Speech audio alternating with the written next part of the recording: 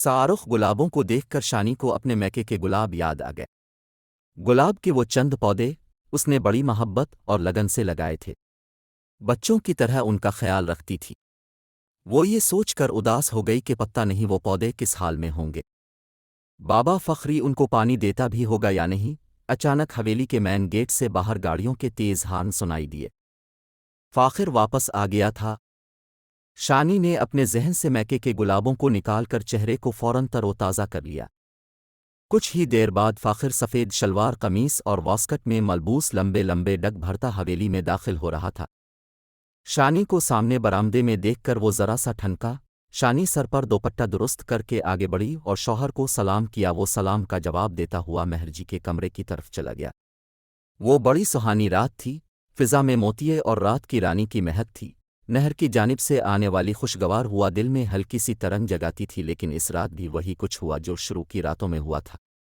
वो रात गए तक एक बड़े रजिस्टर में कुछ हिसाब किताब जोड़ने में मसरूफ़ रहा। फिर थका थका सा बिस्तर पर लेटा और कुछ ही देर बाद शानी इसके मध्यम खराटों की आवाज़ सुन रही थी। वो देर तक जागती रही। ये बात इस पर वाज़े होती जा रही थी कि फ़ाखिर जान बूझकर ऐसा रवैया इख्तियार करता है। जब वो शानी को अपनी तरफ माइल देखता है तो बेरुखी इख्तियार करता है। जब वो शानी में गुरेज की कैफियत देखता है तो उसकी तरफ माइल हो जाता है। ये अजियत पसंदी की ही एक शक्ल थी। ऐसा क्यों था? इस सवाल के जवाब में कुनवे वाला वाक़या शानी के जहन में ताज़ा हो जाता था। लेकिन फ़ाखिर ने खुद कहा था कि इस वाक़ये की कोई ख़ास अहमियत नहीं है। तो क्या फिर कोई और वाक़या था? वो क्या वाक़या हो सकता था?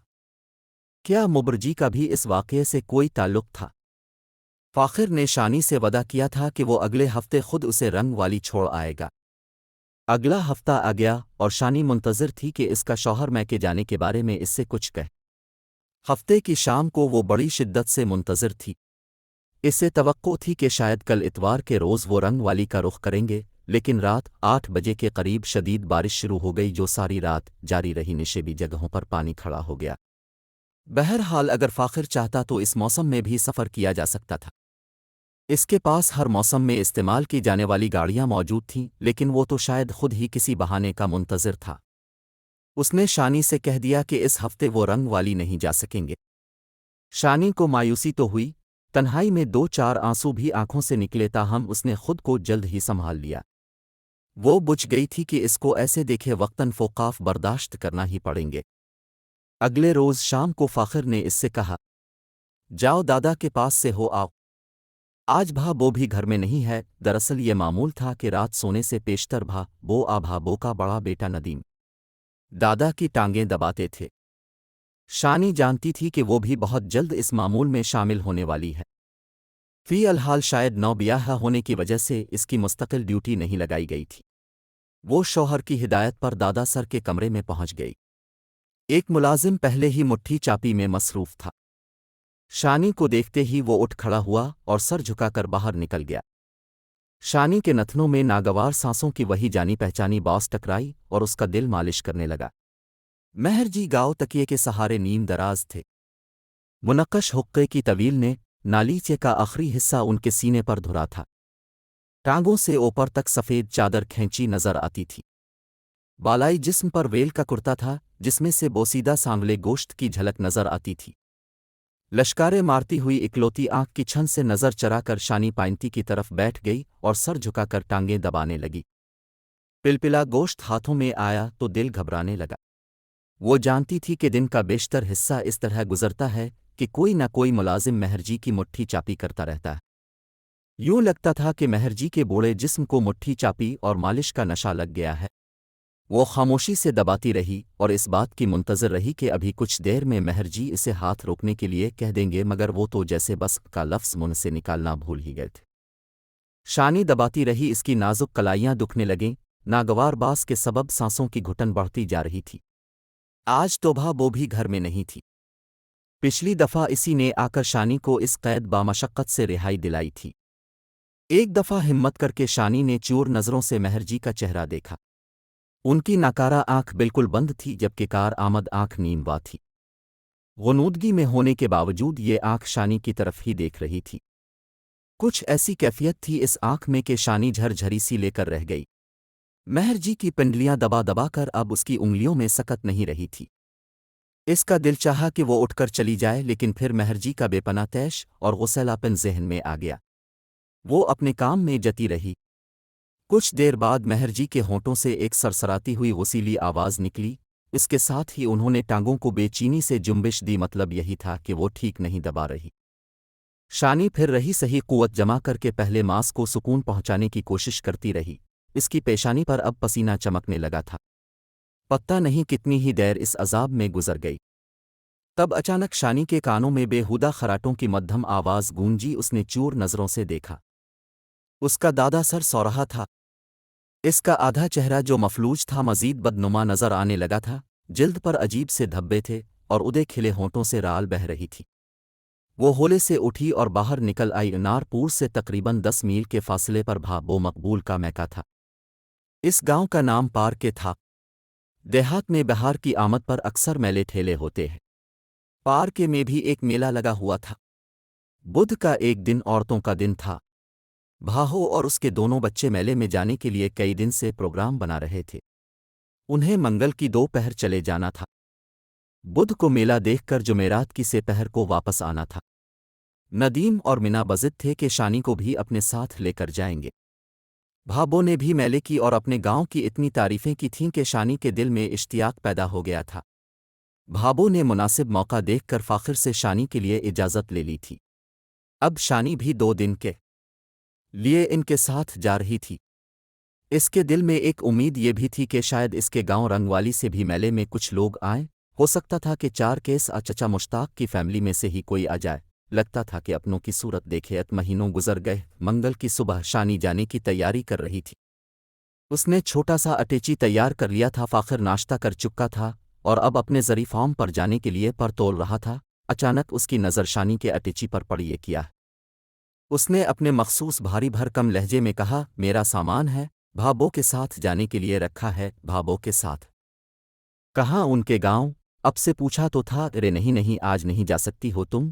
لاہور سے میرا ایک دوست اور اس کی بیوی آ رہی ہے۔ ہو سکتا ہے شام سے پہلے پہنچ جائیں۔ شانی سناٹے میں رہ گئی، پھر ہمت کر کے بولی، لیکن یہ تو بڑی بدمزگی ہو جائے گی۔ سب تیار ہے۔ ندیم اور منا تو صبح سویرے ہی مجھے جگانے آ گئے تھے۔ وہ مجھے ساتھ لے جانا چاہتے ہیں۔ ان کا دل بڑا بر الف ہوگا۔ فاخر کا چہرہ ایک دم خون کے دباؤ سے تاریک ہو گیا۔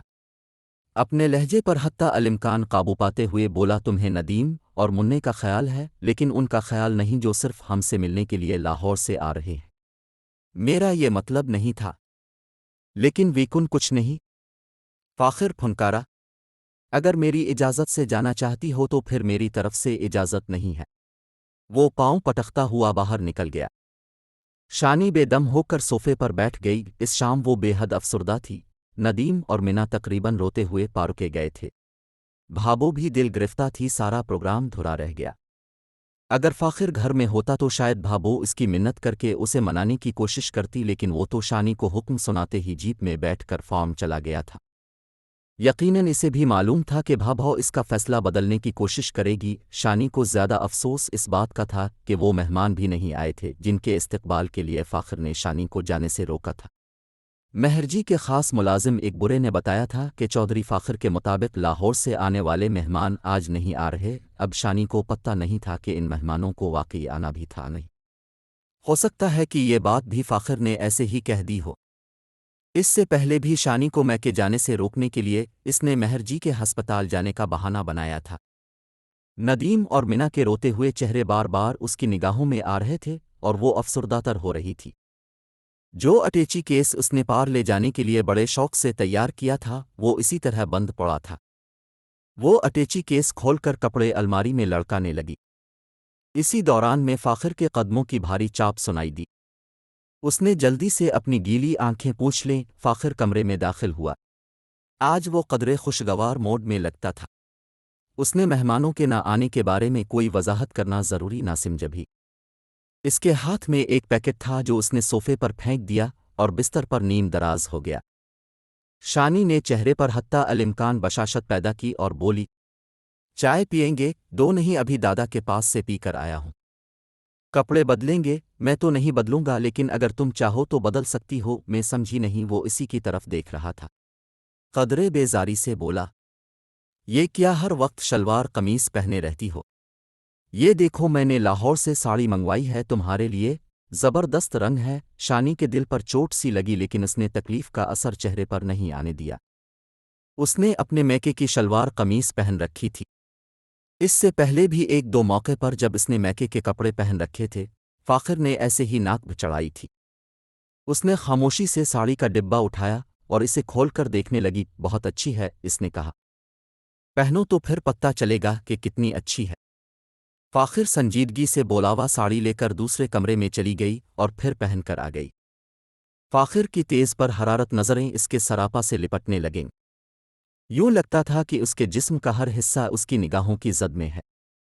اگر کسی حصے پر فاخر کی نگاہیں نہیں پڑ رہی تھیں تو وہ اس کی آنکھیں تھیں، روئی روئی سی سآرخ آنکھیں۔ کچھ دیر بعد فاخر نے بھی کپڑے بدل لیے اور بولا، چلو آؤ چھت پر ٹہلتے ہیں۔ وہ چھت پر چلے آئے۔ منڈیر کے اوپر سے شانی کی نگاہ نیچے پھلواری پر پڑی، وہی پر اسرار پھلواری جہاں مہرجی کے سوا کوئی نہیں جاتا تھا۔ وہ وہیل چیئر پر بیٹھے تھے اور پھلواری میں موجود تھے، لیکن آج وہ اکیلے نہیں تھے۔ آج تو ان کے ساتھ ان کا پہلوان نما ملازم اکبرے بھی موجود تھا۔ اکبرے کو شمنی نے نارپور آنے کے 2 روز بعد ہی پہچان لیا تھا۔ یہ وہی غسیلا شخص تھا جس نے اس موقع پر شانی پر راکفل تانے کی کوشش کی تھی۔ اس واقعے کو 3 سال گزر چکے تھے، لیکن شانی کو سب یاد تھا۔ شانی نے چھت پر سے دیکھا، اکبرا کوئی چیز زمین میں دبا رہا تھا۔ یوں لگتا تھا کہ وہ گوشت کے چھوٹے چھوٹے ٹکڑے ہوں۔ شانی کی بس ایک نگاہ اس منظر پر پڑی، پھر اس نے دھیان دوسری طرف کر لیا۔ آج کی رات فاخر کا موڈ ویسا ہی تھا جیسا ان کے ملن کی پہلی رات کو تھا۔ شانی کے دل کا موسم بھی وہی تھا جو ملن کی پہلی رات کو تھا۔ وہ اداس تھی، خود کو بالکل خالی محسوس کر رہی تھی۔ اسے یوں محسوس ہوتا تھا کہ ایک باوفا بیوی کی حیثیت سے اس کے پاس فاخر کو دینے کے لیے کچھ بھی نہیں ہے۔ ایسا کیوں ہوتا تھا؟ فاخر اس پر مہربان ہونے کے لیے ایسا وقت کیوں منتخب کرتا تھا جب وہ کسی مہربانی کی متحمل نہیں ہوتی تھی؟ ہاں، یہ دیسی ہی رات تھی، اور اس رات وہی سب کچھ ہوا جو پہلے ہوا تھا۔ اس کی روح نے اس کے جسم کا ذرا سا ساتھ بھی نہیں دیا۔ اس کے معصوم دل میں محبت کی کوئی کلی نہیں کھلی۔ اس کے چہرے سے گرم ناگوار سانسیں ٹکرائیں۔ اس کے رخساروں پر کاٹے چھے وہ روندی گئی، مسلی گئی اور خود سے دور کھڑی یہ سب ہوتے دیکھتی رہی۔ صبح جب اس نے لہیم شیم بالوں بھرے فاخر کو اپنے پہلو میں محو خواب دیکھا تو اس کے دل میں محبت کے بجائے کراہت جاگی۔ اس کا سانس سینے میں پھر سے گھٹنے لگا۔ اس ڈر سے کہ یہ کراہت مزید نہ بڑھ جائے، اس نے جلدی سے منہ پھیر لیا۔ 9-10 بجے کے قریب جب فاخر تیار ہو کر فارم پر جانے کے لیے نکلا تو وہ بہت حشاش بشاش تھا۔ اس کے چہرے پر فاتحانہ ہی چمک تھی۔ پتہ نہیں اس چمک کو دیکھ کر شانی کو کیوں احساس ہوتا تھا کہ اس کے سسرال اور اس کے میکے کے درمیان کوئی پراب تعلق موجود ہے۔ پرانا اور ناخوشگوار شانی کو رنگ والی سے اپنی رخصتی کے لمحے یاد تھے۔ ان لمحوں میں ابا جی کچھ زیادہ ہیں افسردہ اور دکھی نظر آئے تھے۔ شانی کو یوں لگا تھا کہ یہ دیکھ صرف اس کی رخصتی کا نہیں ہے، بات اس کے علاوہ بھی کچھ ہے۔ وہ ابا جی سے پوچھنا چاہتی تھی، شاید یہ مالی پریشانی کا کوئی سلسلہ تھا یا اس کے علاوہ کوئی بات تھی، لیکن اب تک پوچھنے کا کوئی موقع ہی نہیں ملا تھا، اور پتہ نہیں کب تک نہیں ملنا تھا۔ اسے اپنے میکے سے رخصت ہوئے اب 12 دن ہونے کو آئے تھے۔ اسے یقین تھا کہ وہاں رنگ والی میں سب بے چینی سے اس کا انتظار کر رہے ہوں گے۔ ابا جی اور پھوپھی آمنہ ہر روز ڈیوڑی میں کھڑے ہو کر حویلی کو آنے والی راہ دیکھتے ہوں گے۔ وہ خود بھی تو کسی بے قرار پرندے کی طرح پھڑ پھڑا رہی تھی، مگر ابھی فوری طور پر آزادی کی کوئی صورت نظر نہیں آتی تھی۔ شام تک شانی کی طبیعت پھر خراب ہو گئی۔ اسے ہلکا سا بخار بھی ہو گیا تھا۔ یوں لگتا تھا کہ اس کے اندر بہت ٹوٹ پھوٹ ہوئی ہے۔ یہ ٹوٹ پھوٹ جسم سے زیادہ روکی تھی۔ اسے لاہور میں دیکھا ہوا ایک واقعہ یاد آ رہا تھا۔ ایک مرتبہ وہ اپنی مرحومہ ماں اور ابا جی کے ساتھ شاہی قلعہ اور مینار پاکستان دیکھنے لاہور گئی تھی۔ وہ لوگ شام کے وقت انار کلی بھی گئے تھے۔ کراکری کی ایک خوبصورت دکان میں اچانک ایک بھرا ہوا بیل گھس آیا تھا۔ 1 منٹ کے اندر اندر اس نے شاندار دکان کا حلیہ بگاڑ دیا تھا۔ شانی خود کو اس دکان کی طرح محسوس کر رہی تھی۔ ساری رات وہ بخار میں پھونکتی رہی۔ اگلے روز بھابو مقبول اور بچے واپس آ گئے۔ وہ بھابو کے ساتھ اوپر والے کمرے میں چلی گئی۔ موسم گرم ہوتا جا رہا تھا، اوپر والا کمر آزادے ہوا دار اور روشن تھا۔ وہ ایک رات بھابو اور بچوں کے ساتھ رہی۔ اس کی طبیعت تھوڑی ہی سنبھل گئی۔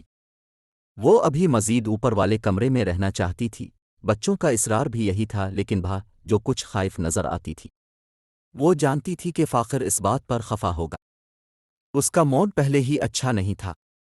دوپہر کو شانی کے لمبے ریشمی بالوں میں کنگھی کرتے ہوئے وہ بولی، شانی، میرا خیال ہے کہ تم کچھ دن کے لیے رنگ والی چلی جاؤ، لیکن وہ لے کر جائیں تو جاؤ نا۔ اگر وہ نہیں جا سکتا تو میں اور چاچا رشید تمہیں چھوڑ آئیں گے۔ چاچے رشید کو تو جانتی ہونا، تم حویلی کا پرانا منشی ہے، لیکن وہ اجازت دے دیں گے؟ میں ابھی پوچھ لیتی ہوں اس سے۔ میرا خیال ہے کہ وہ فارم سے آ گیا ہے، بے آواز کے بال سمیٹتے ہوئے بولی۔ کچھ ہی دیر بعد بھا وہ نیچے چلی گئی۔ منا شانی کی گود میں اونگ رہا تھا۔ وہ اسے تھکتی رہی اور سوچتی رہی، شاید اس کا چند دن کے لیے یہاں سے چلے جانا ہی بہتر تھا، بلکہ یہ بہت ضروری تھا۔ شانی کو اپنے دل میں انتی ہوئی کراہت اور گھٹن سے ڈر آ رہا تھا۔ ایسا نہیں ہوتا چاہیے تھا، لیکن یہ ہو رہا تھا۔ خاص طور سے اس دوسری چپ کے بعد تو وہ اپنے آپ کو بالکل خالی اور بجر محسوس کرنے لگی تھی۔ وہ ایسی ہو گئی تھی جیسا ایک بیوی کو بالکل نہیں ہونا چاہیے، اور وہ اس بات پر شرمندہ بھی تھی۔ وہ سب کچھ چھوڑ چھاڑ کر، سب کچھ بھول بھال کر بڑی نیک نیتی سے اپنا گھر بسانے آئی تھی، لیکن یہ گھر تھا کہ اس سے دور ہوتا چلا جا رہا تھا۔ بھابو کی واپسی تقریباً آدھے گھنٹے بعد ہوئی۔ اس کی صورت دیکھ کر ہی شانی کو اندازہ ہو گیا کہ وہ ناکام لوٹی ہے۔ بھابو نے بے دلی سے صوفے پر بیٹھتے ہوئے کہا، وہ کہتا ہے کہ میں اسے خود ہی چھوڑ کر آؤں گا، لیکن ابھی فرصت نہیں ہے۔ فرصت کب ہوگی؟ کہتا ہے کہ گندم کی کٹائی سر پر ہے، 5-6 دن تو بہت مصروف ہوں، اس کے بعد کوئی وقت نکالتا ہوں۔ مجھے تو لگتا ہے کہ ٹال رہے ہیں۔ نہیں شانی، اس وقت واقعی کام سر پر چڑھا ہوا ہے، اس نے جانا ضرور ہے۔ شاید تمہارے ابا جی اور چاچا جی سے کوئی کاروباری بات بھی کرنی ہے۔ بھابو دیر تک شانی کے پاس بیٹھی باتیں کرتی رہی۔ وہ اسے گھریلو زندگی کے حوالے سے سمجھانے بجھانے کی کوشش کر رہی تھی، اپنی مثالیں دے دے کر بتا رہی تھی کہ اس نے شادی کے بعد شروع کے دنوں میں اپنے مسئلے مسائل پر کس طرح قابو پایا۔ باتوں باتوں میں شانی کا دھیان پرسوں رات والے واقعے کی طرف چلا گیا۔ شام کے بعد وہ فاخر کی پسندیدہ ساڑی پہن کر چھت پر فاخر کے ہمراہ چہل قدمی کر رہی تھی، تو اس کا دھیان نیچے مہر جی کی پھلواری کی طرف چلا گیا تھا۔ اسے یوں لگا تھا کہ مہر جی کا ملازم خاص اکبر ازمین میں کوئی گوشت قسم کی شے دبا رہا ہے۔ مہر جی بھی وہیل چیئر پر پاس ہی موجود تھے۔ شانی نے اس بارے میں بھابو سے پوچھا تو وہ ایک گہری اور بوجھل سانس لے کر رہ گئی، ذرا توقف سے بولی، بندہ جب اتنی عمر کا ہو جائے تو اس کی عقل مت کا بس اللہ ہی حافظ ہوتا ہے۔ مہر کی عمر بھی 100 سال سے زیادہ ہے۔ اس کی کئی باتیں تو کسی کی سمجھ میں نہیں آتیں، اور اس کے بیٹے بھی سر پکڑ کر رہ جاتے ہوں گے۔ پچھلے میں تم سال سے یہ سنیاس کے چکر میں پڑا ہوا ہے۔ کبھی سپیرے اس کے پاس آ کر بیٹھتے ہیں، کبھی جڑی بوٹیوں والے چلے آتے ہیں۔ تمہیں یہ سن کر بڑی حیرانگی ہوگی کہ یہ پھلواری میں سانپ اگاتا ہے۔ سانپ آگاتا ہے؟ شانی نے ایک لفظ پر زور دے کر پوچھا۔ ہاں، کہیں کسی کو بتانا نہیں جو کچھ میں تمہیں بتا رہی ہوں۔ میرا مطلب ہے کہ میرا نام نہیں لینا۔ کچھ دن بعد تمہیں خود ہی پتہ چل جانا ہے، پھر جس سے مرضی کہہ دینا۔ ٹھیک ہے بھابو، نہیں کہوں گی، لیکن سانپ اگانے سے تمہارا کیا مطلب ہے؟ سانپ دراصل ایک چھوٹے سے بوٹے کا نام ہے۔ اس کے پتے پینر سانپ کے پھن جیسے ہوتے ہیں، چھوٹے چھوٹے لال پھول بھی لگتے ہیں اس میں۔ تو پھلواری کے پاس سے گزرے گی تو تجھے یہ لال پھولوں والا ہونا نظر آئے گا۔ اسے پنجابی میں سب گندل بھی کہا جاتا ہے۔ یہ پودا بہت ہی کم ملتا ہے۔ کہتے ہیں کہ اسے پالنا ہو تو اس کی جڑوں میں کھاد کی جگہ ماردے سانپ ڈالنا پڑتا ہے، اور پانی کے ساتھ ساتھ اسے خون بھی دینا پڑتا ہے۔ اس پودے سے کیا ہوتا ہے؟ شانی نے پوچھا۔ اصل بات تو اوپر والا ہی جانتا ہے۔ کہتے ہیں اگر کسی کو اصل سب گندل مل جائے اور وہ اسے استعمال کرتا رہے تو اس کی عمر بڑی لمبی ہو جاتی ہے۔ تو مہر جی اس پودے کو استعمال کرتے ہیں۔ سنا ہے کہ اس پودے کے چند خاص پتے ہی استعمال کرنے والے ہوتے ہیں۔ مہران پتوں کو جمع کرتا ہے، پھر ان سے کوئی مجون وغیرہ بنواتا ہے۔ یہ اتنی کڑوی ہوتی ہے کہ ڈنگر کو کھلا دو تو وہ زمین پر لیٹنے لگے۔ لیکن مہر بالکل اکر ٹائپ کا شخص ہے۔ جو بندہ سانپ کا لہو اور سانپ کے پتے کا پانی پی جائے اور سانپ کا گوشت کھا جائے، وہ کیا نہیں کر سکتا؟ تمہارا مطلب ہے؟ شانی نے فقرہ ادھورا چھوڑ دیا۔ ہاں شانی، میں نے اپنی آنکھوں سے دیکھا ہے اسے سانپ کے لہو میں سانپ کے پیتے کا پانی ملا کر پیتے ہوئے۔ شانی کا دل خراب ہونے لگا تھا۔ اس نے اپنی ابکائی بمشکل روکی۔ وہ دونوں کمرے میں بیٹھی تھیں۔ اچانک شانی کی نظر کھڑکی سے گزر کر نیچے حویلی کے مین گیٹ کی طرف چلی گئی۔ وہ باری طرح چونک گئی۔ اسے نیلے ڈوریے والی ایک سفید پگڑی نظر آئی۔ ایسی پگڑی رنگ والی کے جامع مسجد کے امام حاجی معصوم ہی پہنتے تھے۔ حاجی معصوم شانی کے دور کے رشتے دار بھی تھے۔ وہ انہیں تایا کہہ کر بلاتی تھی۔ اسے لگا کہ یہ تایا ہی ہیں۔ چند لمحے بعد اس کی پوری تصدیق بھی ہو گئی۔ جب وہ تانگے میں بیٹھنے کے بعد مڑے تو ان کا چہرہ شانی کے سامنے آ گیا۔ وہ تایا معصوم ہی تھے اور جا بھی رہے تھے، اس سے ملے بغیر۔ شانی کے جی میں آئی کہ وہ کھڑکی سے ہی انہیں پکارنا شروع کر دے، لیکن فاصلہ زیادہ تھا۔ کچھ ہی دیر میں وہ نظروں سے اچھل ہو گئے۔ کون تھا یہ؟ بھابو نے پوچھا۔ شانی نے ایک ہی سانس میں سب کچھ بتا دیا۔ بھابو بھی حیران ہوئی کہ فاخر نے اس بارے میں شانی کو کیوں نہیں بتایا۔ شانی دیر تک سوچتی رہی کہ ایسی کیا مجبوری تھی کہ تایا معصوم اس سے ملے بغیر چلے گئے۔ کہیں ایسا تو نہیں کہ فاخر نے انہیں اس سے ملنے ہی نہ دیا ہو؟ کچھ بعید از قیاس نہیں تھا۔ کیوں آئے تھے؟ کوئی پیغام لائے تھے یا کوئی اور بات تھی؟ وہ خیالوں کے گورکھ دھندے میں کھوئی رہی اور پھر نیچے چلی گئی۔ سب گندل والی بات وہیں کی وہیں رہ گئی تھی۔ فاخر بیڈ روم کے ساتھ والے کمرے میں موجود تھا۔ اس نے دور رجسٹر کھول رکھے تھے اور حساب کتاب میں گم نظر آتا تھا۔ منشی رشید اس کام میں اس کا ساتھ دے رہا تھا۔ کچھ دیر بعد منشی رشید اٹھ کر چلا گیا۔ شانی فاخر کے ارد گرد گھومتی رہی۔ پہلے اسے چائے دی، پھر اس کی ہدایت پر سگریٹ کی ڈبیا اور لائٹر وغیرہ بیڈ روم سے لے کر آئی، پھر کمرے میں ادھر الفادیر سامان ترتیب سے رکھتی رہی۔ وہ چاہتی تھی کہ فاخر اس سے خود ہی تایا معصوم کے بارے میں بات کرے، لیکن وہ تو جیسے اس بات کو بھول ہی گیا تھا۔ اس نے دو چار ادھر ادھر کی باتیں کی، لیکن تایا کے بارے میں ایک لفظ نہیں کہا۔ شانی کو اندازہ ہوا کہ وہ اس سے تایا والی بات چھپانا چاہتا ہے۔ اس کے ٹوٹے ہوئے دل کے اندر کچھ اور بھی ٹوٹ پھوٹ گیا۔ دکھ اور غصے کی ایک بلند لہر اس کے اندر سے اٹھی، لیکن وہ برداشت کر گئی۔ رات گئے جب وہ سونے کی تیاری کر رہے تھے، شانی نے ٹھہرے ہوئے لہجے میں شوہر سے پوچھا، آج کوئی رنگ والی سے آیا تھا آپ کے پاس؟ فاخر نے چونک کر اس کی طرف دیکھا، پھر ذرا خشک لہجے میں بولا، کس کی بات کر رہی ہو؟ تایا معصوم کی ہم، میں نے انہیں حویلی کے پھاٹک سے نکلتے دیکھا تھا۔ اگر معلوم ہی ہے تو پھر مجھ سے کیوں پوچھ رہی ہو؟ فاخر ایک دم بھڑک گیا۔ وہ مجھ سے ملے بغیر چلے گئے۔ مجھے ان سے ملانا تو دور کی بات ہے، اپنے مجھے ان کے بارے میں بتایا تک نہیں۔ کوئی خاص بات نہیں تھی کہ میں تمہیں اس سے ملاتا، میں نے کہہ دیا کہ وہ بیمار حرام کر رہی ہے۔ شانی چند لمحے شوہر کی آنکھوں میں دیکھتی رہی، پھر دبے لہجے میں بولی، کیا وہ یہ پوچھنے آئے تھے کہ میں رنگ والی کب آ رہی ہوں؟ ہاں ہاں، یہی پوچھنے آیا تھا۔ آخر بلند آواز میں بولا، اور میں نے کہہ دیا ہے ان سے کہ مجھے پر اپنی مرضی ٹھونسنے کی کوشش نہ کریں وہ لوگ۔ مجھے جب آنا ہوگا خود لے کر جاؤں گا۔ میرا دماغ چاٹنے اور مغز کھانے کی کوئی ضرورت نہیں لیکن اور تم بھی کان کھول کر سن لو۔ فاخر دھاڑتا چلا گیا، میں بھی تمہیں کہیں نہیں بھیج رہا۔ میں اپنے ٹینٹے میں پھنسا ہوا ہوں، اس سے نکلوں گا تو تمہاری سواری چھوڑ کر آؤں گا تمہارے ابا جی کے پاس۔ ابھی جانے کی بات کھوپڑی سے نکال دو۔ شانی سوان کھڑی تھی۔ شاید اس وقت اسے کاٹا جاتا تو جسم سے لہو کا قطرہ بھی نہ نکلتا۔ فاخر گرج کر بولا، جاؤ اب کام کرو اپنا۔ شانی خود کو سنبھالتی ہوئی باہر نکل گئے۔ صبح اسے پتا چلا کہ فاخر منہ اندھیرے اپنے دو دوستوں اور ایک وکیل کے ساتھ لاہور چلا گیا ہے۔ لاہور سے انہیں اسلام آباد جانا تھا۔ اس کا اٹیچی کیس پہلے سے تیار پڑا تھا، وہ ساتھ لے گیا تھا۔ شانی نے اس بارے میں منشی رشید سے پوچھا۔ حویلی کے اکثر لوگوں کی طرح منشی رشید بھی چند ہی دنوں میں شانی کا گرویدہ ہو گیا تھا۔ اسے بیٹی بھی کہتا تھا اور اس کا ادب بھی کرتا تھا۔ منشی کی بیوی بھی حویلی ہی میں ملازم تھی، وہ بھی آتے جاتے شانی کی بلائیں لیتی تھی اور دودھوں نہانے پوتوں پھلنے کی دعا دیتی تھی۔ حالانکہ شانی ان لوگوں کو کچھ دیتی نہیں تھی، بس میٹھا بول بولتی تھی اور ہمدردی کی نظر سے دیکھتی تھی۔ اس کی یہ ادا حویلی کے ہر ملازم کے دل میں اتر گئی تھی۔ شانی کی بات کے جواب میں منشی رشید نے کہا، بیٹی جی، مجھے ٹھیک سے پتہ تو نہیں ہے پر میرا خیال ہے کہ یہ وہی فیکٹری کے ملازموں والا معاملہ ہے۔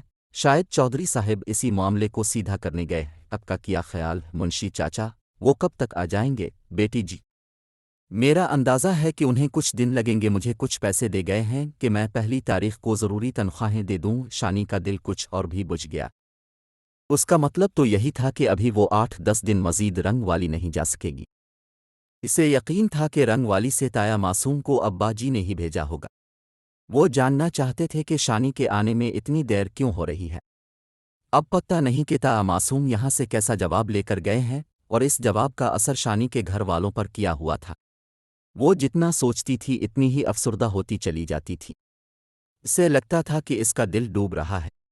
یہ تیسری رات کا واقعہ ہے۔ فاخر کے جانے کے بعد شانی بھابو کے کمرے میں سوتی تھی۔ ندیم اور منا بہت خوش تھے، رات گئے تک شانی سے لپٹ کر کہانی سنتے تھے۔ ہو سکتا ہے کہ وہ دل میں دعا کرتے ہوں کہ چاچا فاخر 10-12 دن کے بجائے 10-12 ہفتوں بعد واپس آئیں۔ در حقیقت فاخر اس گھر کا مطلق العنان تھا۔ بڑا بھائی بشیر کویت میں تھا۔ ماں باپ فوت ہو چکے تھے، دادا اپنے مزاج کا ایک علیحدہ ہی شخص تھا، کوئی شخص فاخر سے پوچھ تاچھ کرنے والا نہیں تھا اور وہ ہر کسی سے پوچھ تاچھ کر سکتا تھا۔ اس کی موجودگی میں ملازمین سے لے کر اہل خانہ تک سبھی سہمے رہتے تھے۔ اس رات بھی ندیم اور منا دیر تک شانی کے ساتھ جاگتے رہے، پھر دھیرے دھیرے نیند کی آغوش میں چلے گئے۔ بھا جو پہلے ہی سو چکی تھی۔ برآمدے سے سیڑھیوں کی طرف کھلنے والا دروازہ رات کو شانی ہی متقفل کرتی تھی۔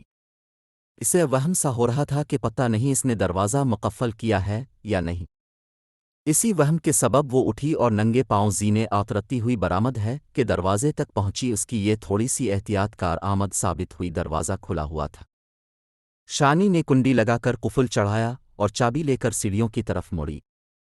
اچانک اسے لگا کہ سیڑھیوں کے نیچے موجود کمرے میں آہٹ سی ہوئی ہے۔ وہ باری طرح چونک گئی، نازک بدن ہونے کے باوجود اس میں فطری دلیری اور جرت موجود تھی۔ وہ ذرا سا آگے بڑھی، اس کی چھٹی حس پکار کر آگاہ کرنے لگی کہ تاریک کمرے میں کوئی ہے۔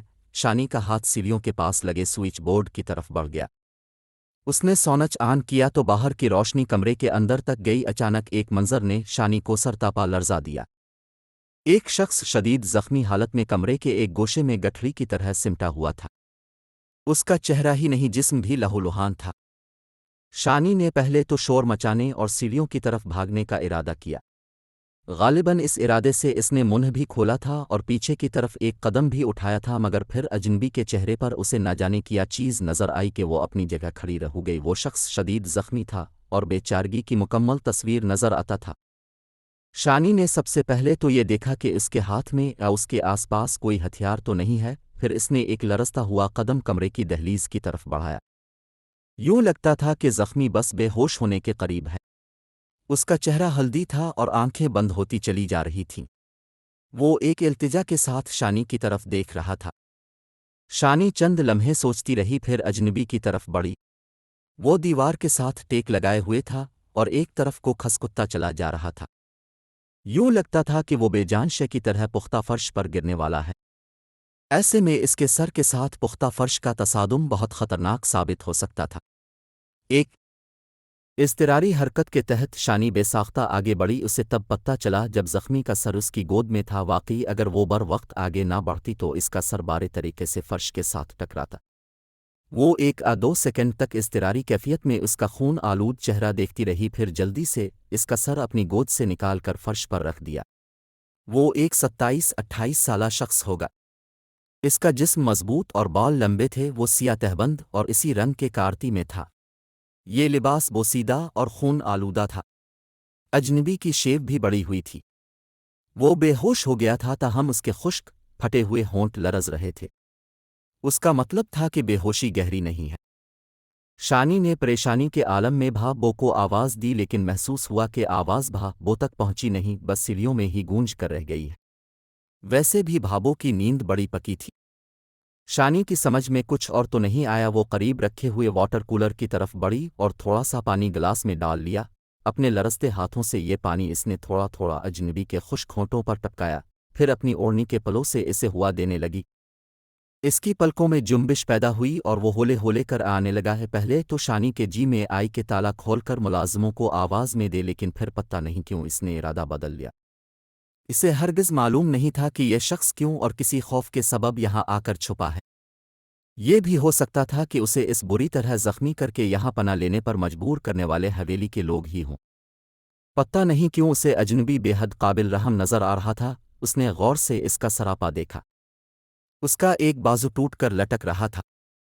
جسم پر تیز دھار آلے کے درجنوں زخم تھے اور ایک دو زخم تو اتنے گہرے تھے کہ ہڈی تک نظر آ رہی تھی، خون بہہ رہا تھا، اسے فوری مرہم پٹی کی ضرورت تھی۔